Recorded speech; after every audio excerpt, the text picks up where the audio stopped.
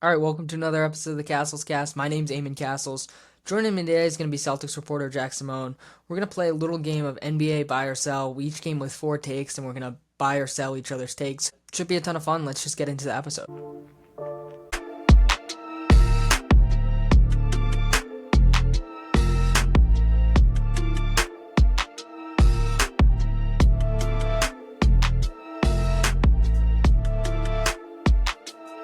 All right, joining the show now is Jack Simone to discuss some NBA takes. We're going to play a little game of buy or sell. So, yeah, how are you doing today, Jack?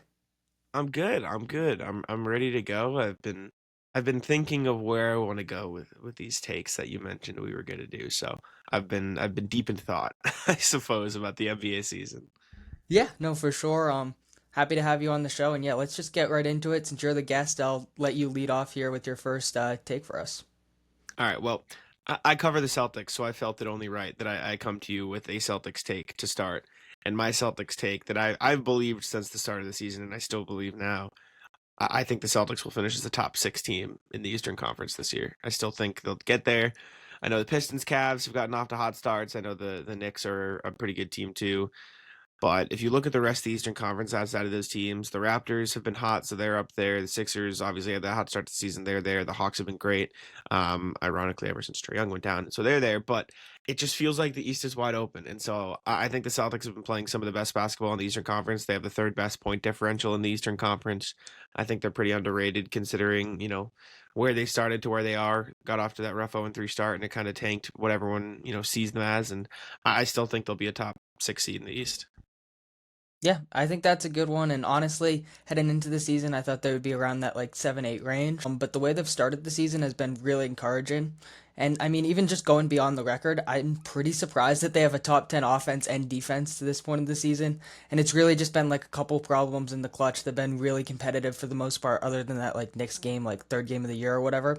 So I definitely could see that. So I'm going to buy that take here. Right now, they're the nine, but I mean, we're only 15 games into the season, so I wouldn't put much stock into that. But yeah, how sustainable do you think this like top 10 offense and defense is for the Celtics? Actually do think it's sustainable because the top 10 offense is probably the more surprising thing to me. I think with the defense, I said it on my podcast after the first game of the season. They gave up 119 to the Sixers, and I still came on and I was like, this is an elite defense. They're going to be top five, I think I said this season. So I don't know if they'll get to top five. That might have been an exaggeration by me, but they're currently 10th in defensive rating. They give up the second fewest points per game in the Eastern Conference, excuse me, in the NBA this year. They give up the fewest points in the East and the second fewest in the league behind only the Thunder, who are, I mean, a generational basketball team. They're giving up 108 points a game. I don't know the number, but I know through the early, stages of the season, the opponents were shooting like 40 to 43% from the field against the Celtics. So I think the defense is going to carry them. It's elite, and the offense has been pretty good too.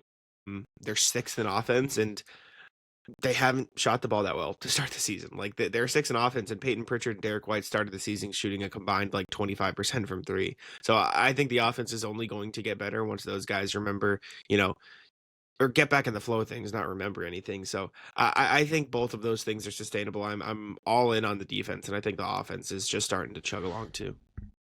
Yeah, for sure. I think it's really interesting that you brought up that point about like White and Pritchard kind of struggling early on. Because I talked about this a couple weeks ago when we were talking about the Celtics. It's just eventually going to have to regress to the mean at some point, and for them to be this good offensively already with two of their better offensive players not totally being in the groove of things, I think is really telling. And then you look at how Jalen Brown's played; he's just been absolutely terrific, and it's hard not to buy into that. The defense, I think, has surprised me a little bit just because I feel like rim protection I thought was a bit of a concern, but Kate has been absolutely incredible. And then Pritchard and Simons have really stepped it up defensively. I mean, we know that Pritchard's a high effort defender, but I feel like there were some questions about Simons, and he's certainly playing the best defense of his career. And I've just been really impressed with like Missoula's schemes on the defensive end of the floor. They're just really playing aggressive. So yeah, what have you seen like in terms of like some of the schemes from Missoula, and how much do you think that's like elevated this defense? Yeah, I mean, going into the year, Missoula was talking about how they wanted to play a more rotate and help style of defense, this chaotic defense where they're double teaming more, they're picking up full court, they're going for steals, they're prioritizing sort of like the OKC type defense rather than the defense they've played for the last few years. Last 2 years, they've just, held their hands back, tried not to foul, and just lived with a lot of one-on-one situations. They're not doing that anymore. They're sending help, they're picking up full court. Baylor Shireman's picking up full court, Jordan Walsh picking up full court, Ugo picking up full court, Josh Mana. Everyone's just picking up super deep into the backcourt, and it's throwing teams timing off. It's getting the Celtics more steals. You saw, last night as we're recording this in the Nets game, Sam Hauser picked up Terrence Mann full court for like 3 possessions and got a couple steals, and that really turned the tide in a game that the Celtics were back and forth with the Nets, who had a hot start from three. So I think this, extra risk style of defense is really paying off for them. They give up a lot of free throws, but they get a lot of turnovers, and they win the shot margin almost every single night, ironically, except for last night against the Nets, which they still managed to win. But I think they've really focused on winning the margins, getting steals, forcing turnovers, and it's kind of worked wonders for them. Yeah, absolutely. I feel like that's the way you sort of have to play when you don't have like five elite defenders like they had over the past few years. And I think it's really worked out nicely. And just in general, I feel like we're seeing more teams like pick up full court, and that's been really exciting to watch across the league. So yeah, I definitely think it's sustainable for the Celtics. Staying in the Eastern Conference, I'm going to talk about the Detroit Pistons, who are the hottest team in basketball, 11-game win streak. And I'm buying into this Pistons team. I think they're going to finish as a top two seed. I feel like everyone sort of had the Cavs and Knicks penciled in, and understandably so, but they've gotten off to both of them a little bit of slower starts. They've dealt with some injuries, and I just think like the way this Pistons team is playing is super sustainable on both ends of the court. Cade Cunningham has been terrific, but he even missed a couple games, and they were able to sustain that success without him. So I feel like what this Pistons team is doing can translate over the course of an 82 game season, and I feel like they're going to shake things up and get one of those top two seeds, potentially bouncing the Knicks or Cavs down. I don't know exactly which one, but I feel like just because those teams have dealt with a little bit more injuries, they've been here before, I feel like the hungriness factor for the Pistons is there because they definitely want to prove themselves. Still a little bit of a younger team. I think that's going to benefit them. And then just like Jalen Duren has really been incredible. He's playing at like an all-star level. That paired with how well Cade's playing, potential for a trade, how deep this team is, I think really the stars align for them to finish as a top two seed in the East. Yeah, I'll buy that. I think the point that you made is the one I was gonna say. I think it's exactly right. They scream, we are an up and coming team. We value every single win, especially in the regular season. We're going to, just try to dominate as much as we can. Even before the playoffs start. The Cavs have been a top regular season team before. They're focused on winning in the playoffs. And this isn't to say the Pistons can't win in the playoffs. This is just naturally how things ebb and flow. It feels like the Knicks have had the number one seed in the regular season before. They're focused on the playoffs. They made a conference finals run last year.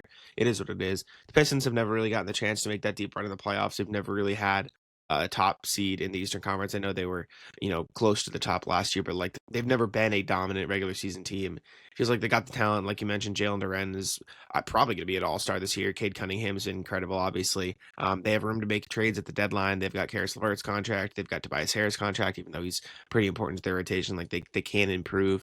It just feels like they've found something here, and it's going to carry forward. I know an 11-game win streak has carried them to this 13-2 record, and so maybe they'll cool off, but it just feels like they are built to have sustained success, especially in the regular season. So I think they'll be a top two seed. I think that's a bet I'd be willing to take. I'll buy that.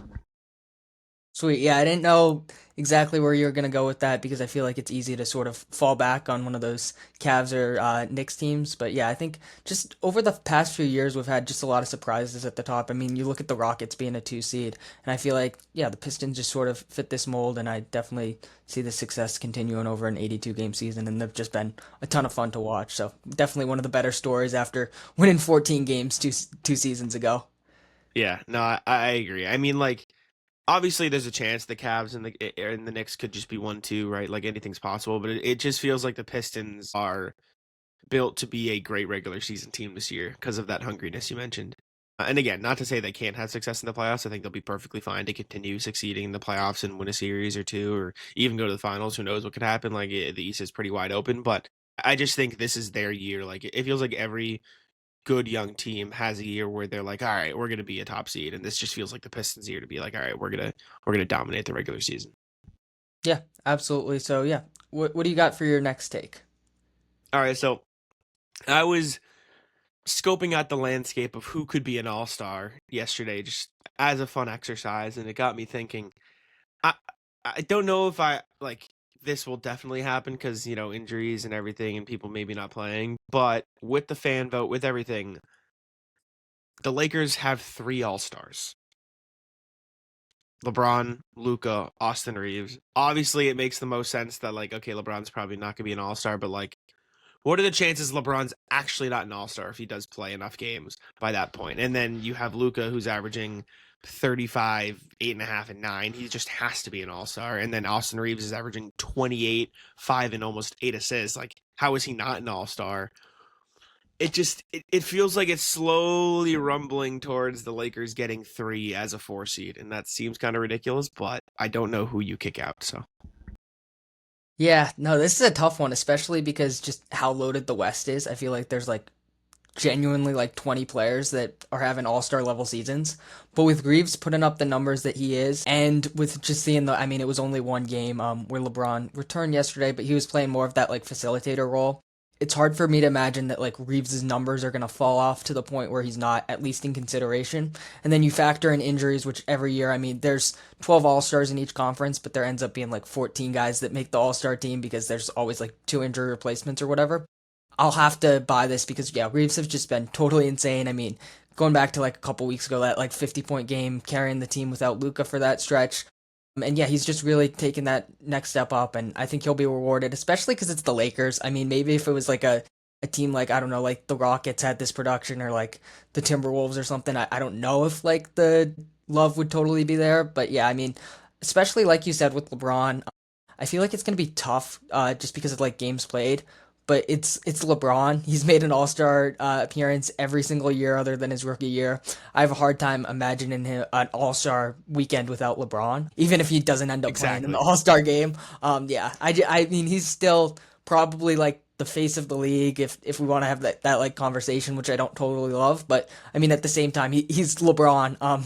It's just yeah impossible for him not to make it. So yeah, I think that's a good take. At first I was like, damn, there's so many players in the West, but it's like listing Reeves numbers. Obviously Luka's a lock, and then the LeBron factor. I'm definitely gonna have to buy this one.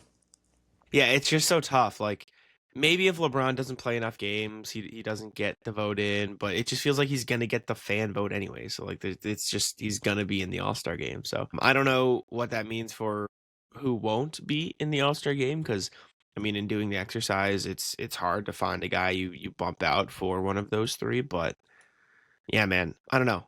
I don't know. It feels like we're hurtling towards that reality. So Yeah, absolutely. And isn't the All Star weekend in LA this year?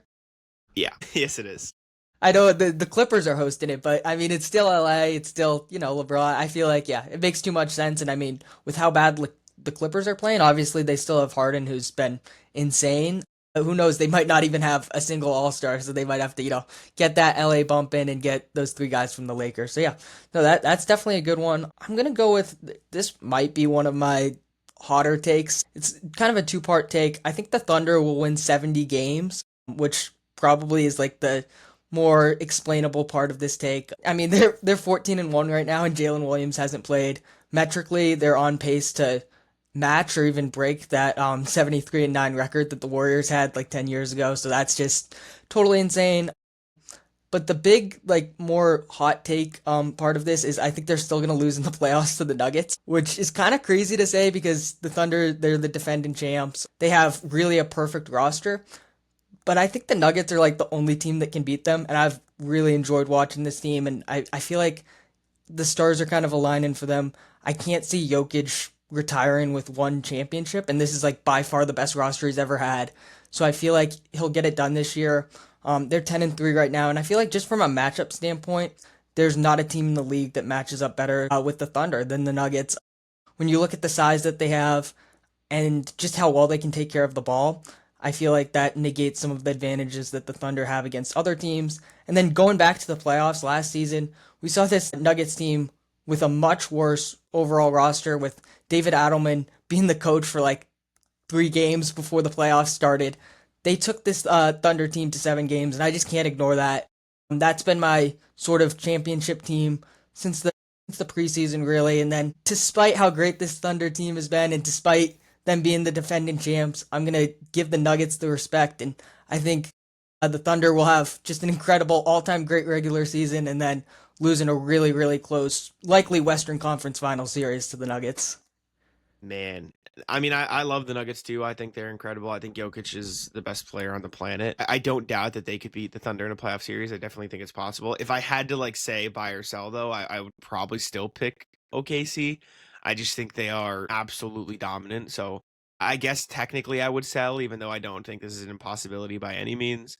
I think they genuinely might get 73 wins this year and 70 maybe 74 and break that record, which is like a ridiculous statement to say out loud, but they're 14-1. Like you said, J Dub hasn't played and AJ Mitchell is taking the second most shots on the team. What are we doing? Like how have we gotten to this point? I would just pick them to repeat as champions. I don't think anybody in the East is going to be good enough to take them down, certainly. So it would come down to the Nuggets, the Rockets, the Lakers, or the Spurs. And I think the Nuggets, like you said, are the best matchup for them, and it's very possible that could happen. But what if Aaron Gordon's shot doesn't fall in the playoff series? What if Jamal Murray, struggles from the field? Who knows what Mark Dagnall has up his sleeve this time around? So I would probably still just, hedge my bets and take OKC, but I definitely don't think it's impossible that the Nuggets, take them down. Yeah, for sure. I think that makes a lot of sense. I mean, it's hard not to default to this OKC team just because they're so dominant. And I mean, the defense is genuinely the best defense that I've ever seen. They're loaded, I mean, like 1 through 12, really. And they can just get the most out of their guys. I mean, whether it's like an AJ Mitchell, who was a second round pick, stepping in, being like their second option almost. I mean, I guess like second, third option, whatever, without J Dub. It's totally incredible. So I definitely get default into that Nuggets team. I don't know, man. Or that Thunder team rather. I don't know. There's just something about this Nuggets team that I feel like is poised to shake things up, and we haven't seen a team repeat since the Warriors back in 2018. Obviously, this Thunder team is better positioned to do that than any other team, but I feel like we just always see things that are unexpected, and that's sort of my guess at like a curveball that we will see. With that in mind, do you see there being any other team other than Denver that could potentially upset the Thunder, or do you think it's just like Denver or Oklahoma City is going to be the NBA champs?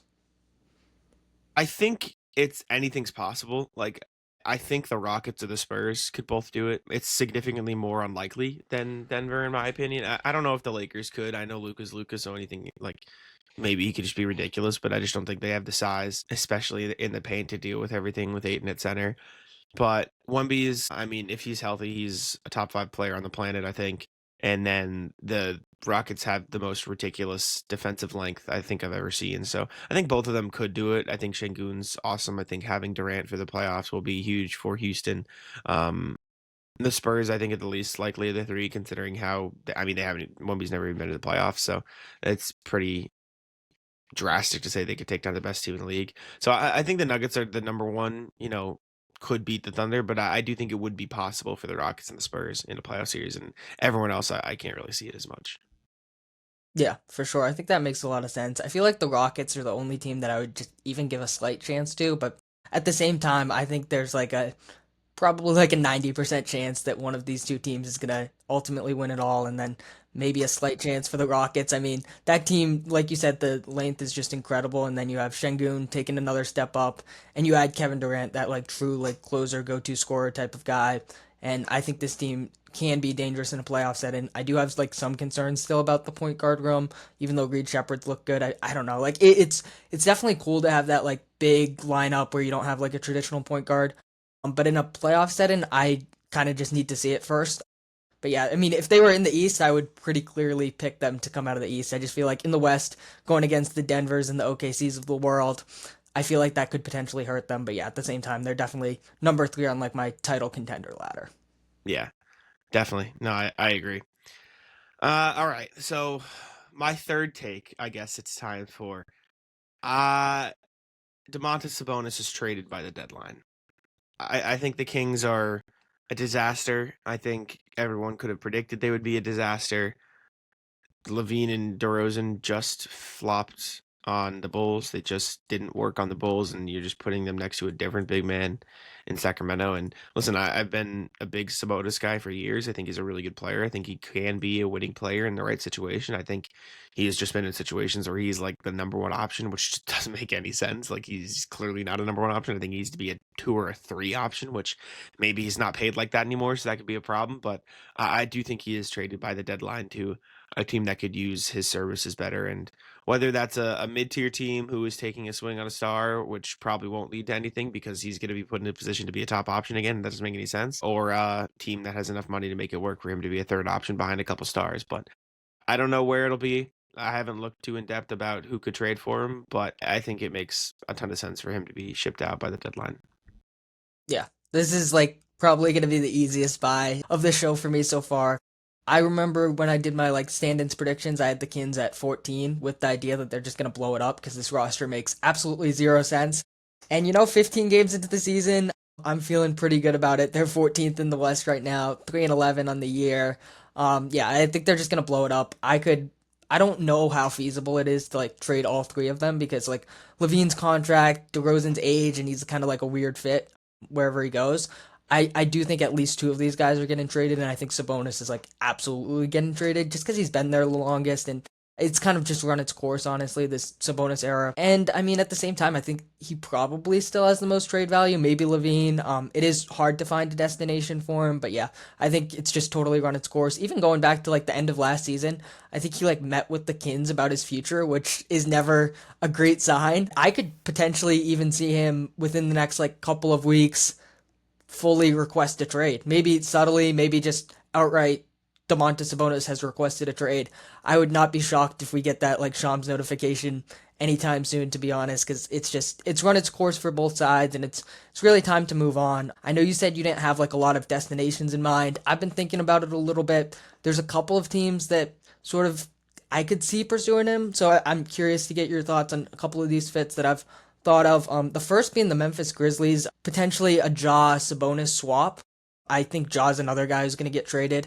And then when you look at Sabonis, I feel like he does need to play next to another big man, and I feel like Jaren Jackson would really make sense next to him, just because. Sabonis is an excellent rebounder, but he's a horrible defender. It's kind of weird to talk about these players because they're like almost the opposites. And then Jaren Jackson is an excellent defender, but he's a horrible rebounder. So I feel like that combination kind of worked nicely. And then Sabonis, he has that like playmaking skill set, whereas Jackson has that like floor spacing skill set, which has been another sort of knock on Sabonis. So that's definitely like my favorite destination. And then the other one I could potentially see, I'm not as sold on the Grizzlies or as this team as I am on the Grizzlies trading for him, but like maybe the Blazers just because they have the defensive infrastructure to sort of make up for some of his weaknesses there. And I feel like they're just really trying to make that playoff push. I mean, you look at like trading for Drew Holiday. I feel like they're buying into like accelerating this timeline.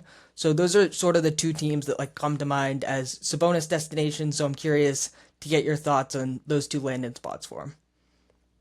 Yeah, no, I don't hate either of them. I think they make a lot of sense basketball wise. The Grizzlies in particular, I think make a lot of sense. I don't know if Portland would be eager to trade assets for Sabonis when they have Klingon and Hansen Yang. Like, I feel like maybe they just want to bank on that. But if they want to push, maybe it would work.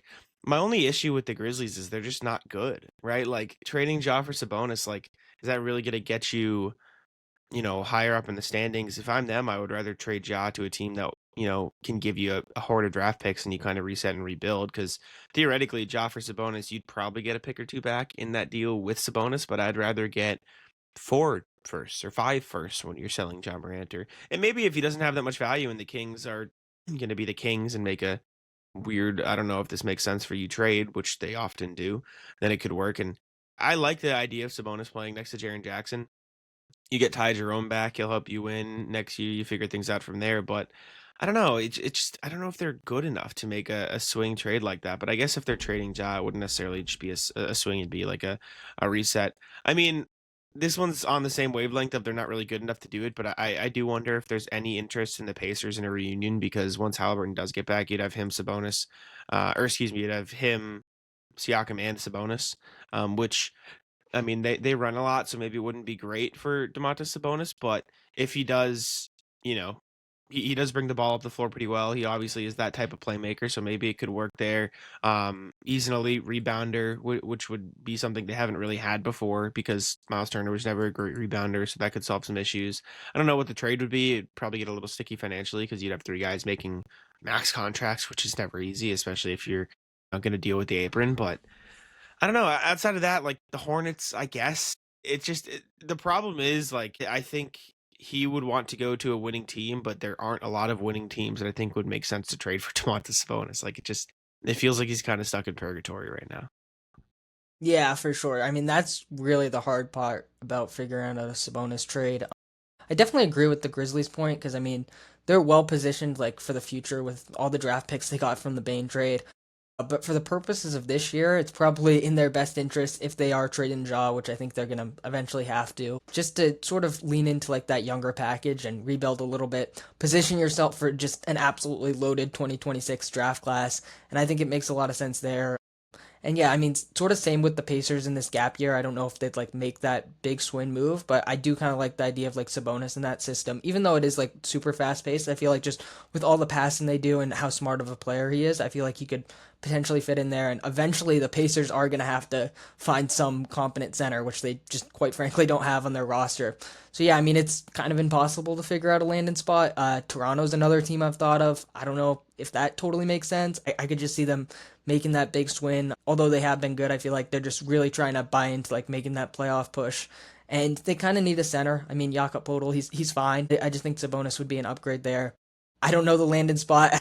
I don't think anybody does at this point, but I do think it's fair to say that he's going to be on the move by the deadline and maybe even a little bit sooner. Maybe it's like a Pascal Siakam situation from a couple years ago where he gets traded like several weeks before the deadline. Yeah, I think the Kings are just gonna go in all in for a fire sale. So yeah, definitely makes a lot of sense.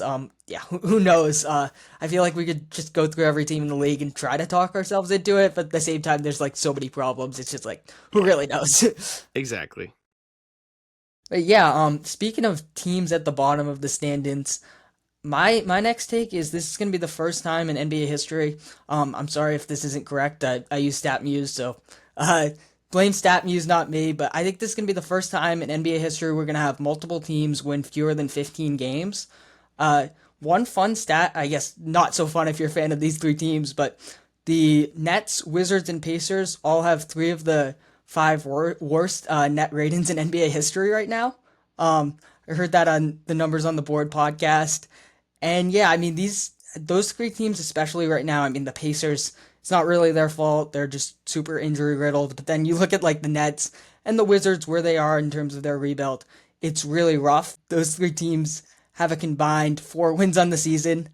And then you look at like some of the teams in the West. The Pelicans have 2 wins right now. The Kings, if they blow it up and fully lean into a rebuild, I could potentially see them winning like I don't think 15. I feel like that's a stretch, but like below 20 maybe.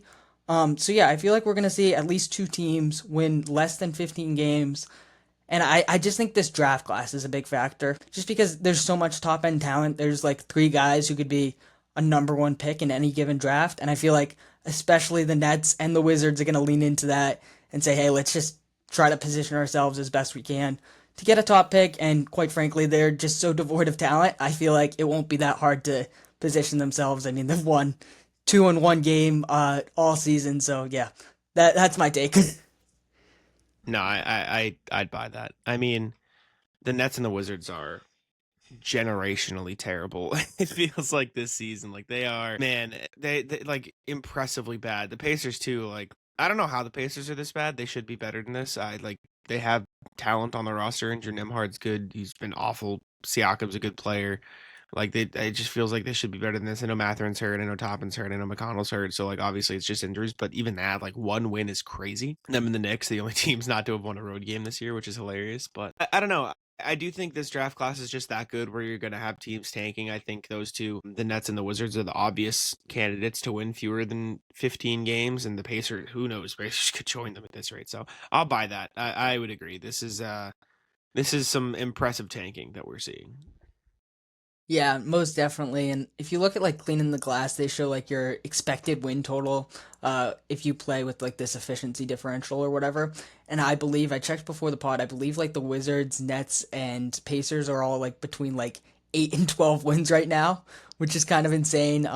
And looking back, like at in previous seasons, it hasn't even been this bad. I mean, the worst teams are always maybe like 15. So I feel like that's really telling. And then even you look back like 2 seasons ago, we almost had this with the Wizards and Pistons, and the Wizards ultimately won 15 games the year the Pistons won 14 games. So we've been close a couple years. There's been a couple years where it's like two 15-win teams. I feel like this is just the year of at least two generationally bad teams, and then at the deadline, who knows? And just with the Pacers injuries, who knows? So yeah, kind of a weird one. I was trying to like rack my way, try to find a way to like bring up Yeah, some of these bad teams, just because I feel like it's been a story that I've seen. Just like every year, there's obviously like teams at the bottom, but like watching the Nets, and I've had to watch them a couple times because the Celtics and Wolves have played them. It's a really rough watch, and honestly, I don't know what they're doing. It was nice that they got some of their rookies a little more minutes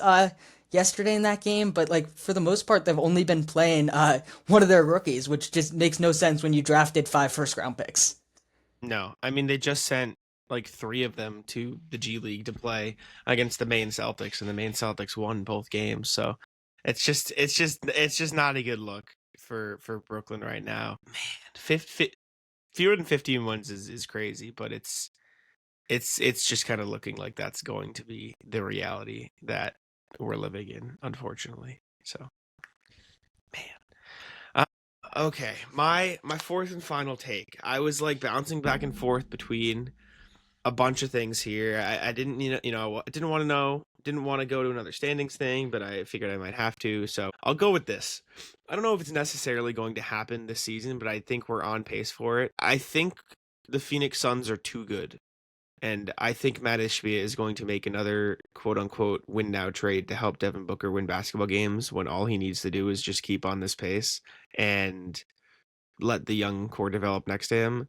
So I think I like the Suns. I like what they've been doing. I've enjoyed, the Dylan Brooks, help winning mini era we've had so far, but I think Matt Ishbia is going to mess it up and get overeager again. And again, I don't know if it's going to happen this deadline, but I think it's going to, happen. And I think it's going to continue to destroy Phoenix. Yeah, I mean it's hard not to agree with that given HB's track record, and that they've been like surprisingly pretty good. I feel like we kind of glossed over them as a Sabonis team, and now that I'm thinking about it, I could kind of see Ishbia being like, "Hey, here's a guy who puts up big numbers. Let's get him. Why not? John Morant. Why not?" So I could definitely see that. Zach LaVine, like any of these players, I could just see like Ishbia talking himself into. My only like potential concern is like their pick situation. They don't own any of like their picks, so it's gonna be really hard to Yeah, make a move there. But they still do have Jalen Green, so like Jalen Green, and then maybe like some of like the young players that they have. I kind of just see it. man. It's Please don't. just I hope this take is wrong because they have kind of turned over a new leaf. They're playing a lot better defensively. They have a team that I mean, I never really liked like the Booker and Green fit. We've only seen like one game of it. But they do sort of have a team that like makes sense in the modern era in the sense that they have like a competent center rotation, which they didn't have last year. They have good wing defenders. They don't necessarily have that like star talent, but I think just through the first like 15 games or so of the season, we're seeing like what a roster that makes sense can look like around Booker and how it can, be a little bit better than the team last year despite like the talent they had. So I really hope they don't mess it up, but given HB's track record, yeah, it's hard not to agree with you there. Sorry. Yeah. I zoned out. I don't know. It just feels like he's going to get overeager because the Suns are better than people expected. When the reality is they're better than people expected because the roster is normal. Like it's not a star studded lineup. Jordan Knott's doing a great job. Devin Booker's an incredible player, and they have good depth. And I just I have a bad feeling they're going to ruin it, and I just would like for them to not ruin it for their sake.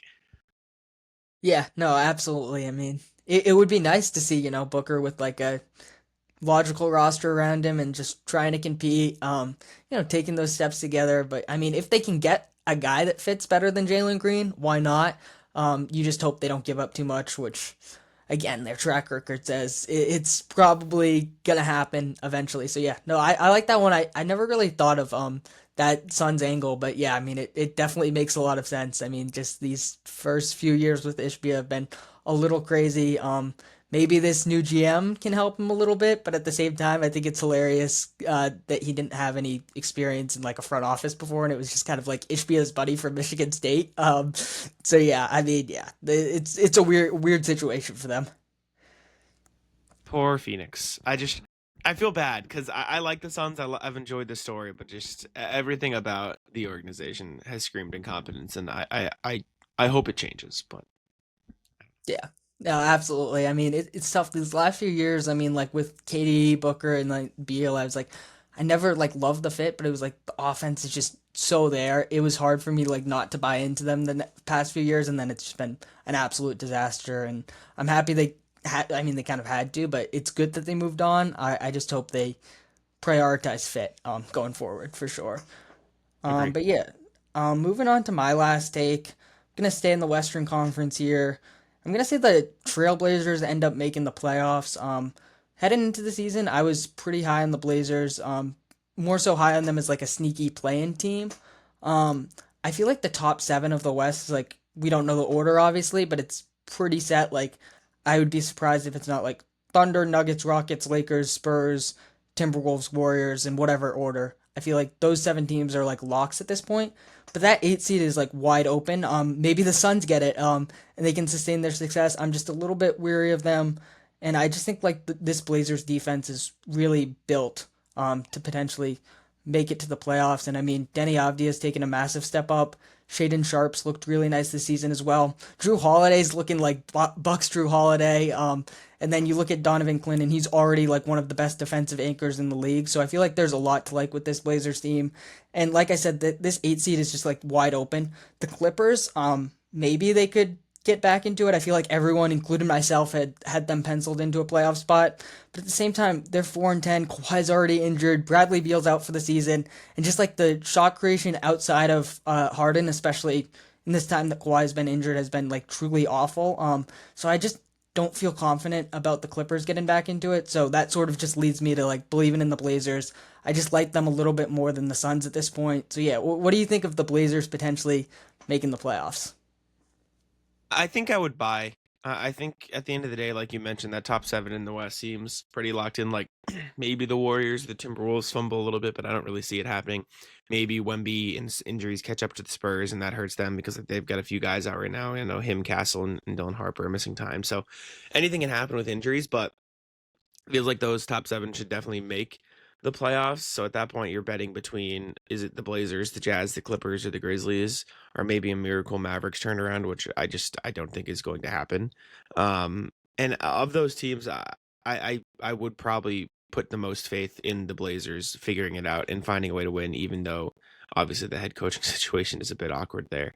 But Drew Holiday's a damn good player, like you said. Obviously, you've got the young core who is slowly figuring out how to win. I'll buy it. I'll buy it. I think it's probably going to come down to Clippers, Blazers, Suns, and based on who's on the roster and who I think it would make the most sense for taking that next step into the playoffs. I'll buy Portland, even though Phoenix has been playing really good basketball. I'll back that. I think Portland will get into the playoffs. I can see it.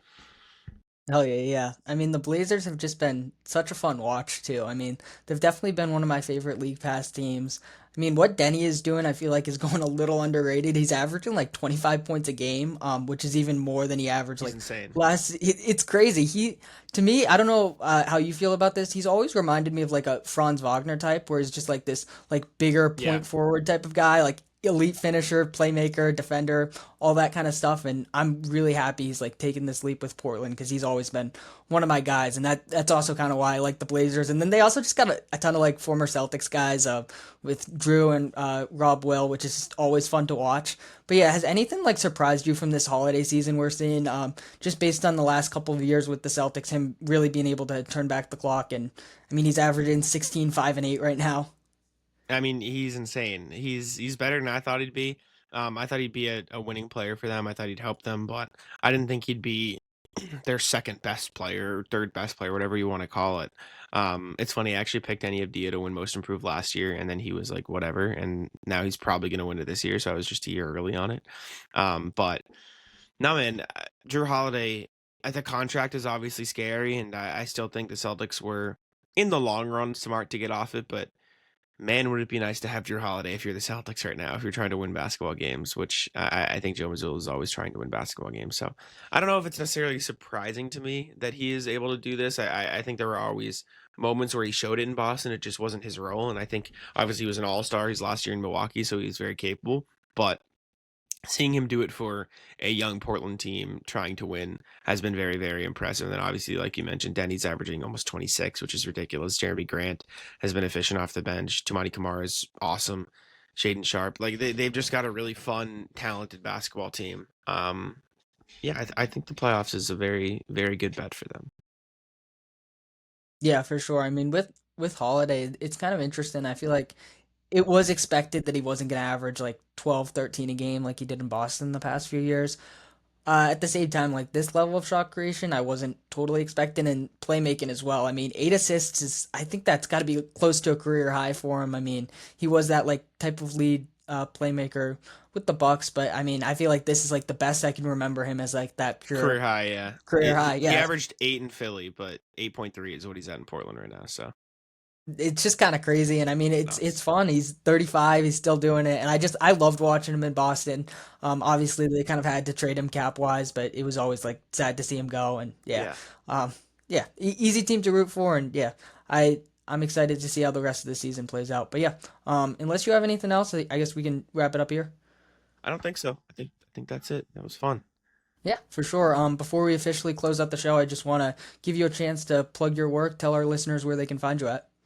Yeah, no, I mean, I cover the Celtics. I'm a Celtics reporter. I host a podcast called How About Them Celtics. I run fan-sided Celtics site, hardwoodhoudini.com. That's where all my written content is. I also make my own short form and longer form videos on my YouTube channel, which is just my name, Jack Simone, and then NBA. I'm there on TikTok, YouTube, Instagram as well. But yeah, thanks for having me. Appreciate you. This is fun. Yeah, for sure. Thank you for hopping on the show. We'll have to do it again sometime. It was a lot of fun for sure. Definitely. All right, take care. All right, thank you for tuning in to another episode of the Cassels Cast. Once again, shout out to Jack for hopping on the show. It was a ton of fun. Make sure to go check out some of his work. I'll catch you guys on the next episode. Peace out.